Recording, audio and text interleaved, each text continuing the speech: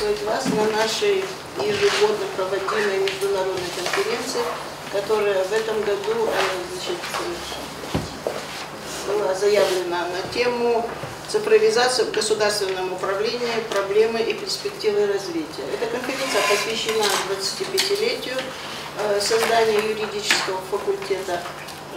И учитывая, что цифровизация – это сейчас одна из актуальнейших проблем, да, таких современных трендов,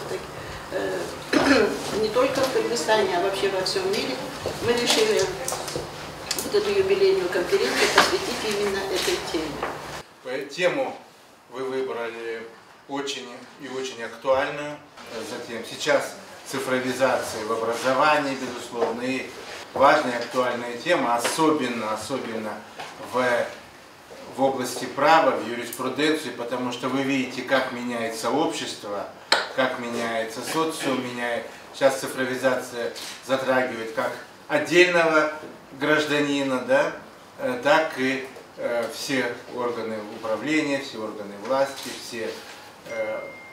все практически организации. Позвольте, как выпускнику 2011 года и сейчас являющийся аспирантом юридического факультета, позвольте поздравить юридический факультет с 25-летием.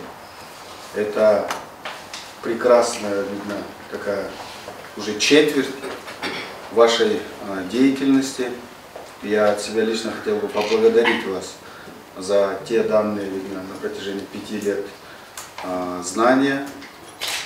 Очень приятно, и сейчас до этого сказали, очень много выпускников, которые встречаемся, разговариваем, всегда благодарны Славянскому университету и также юридическому факультету. Я вам желаю процветания, я вам желаю больше выпускать настоящих, видно, юристов и желающих работать во благо развития государства и права.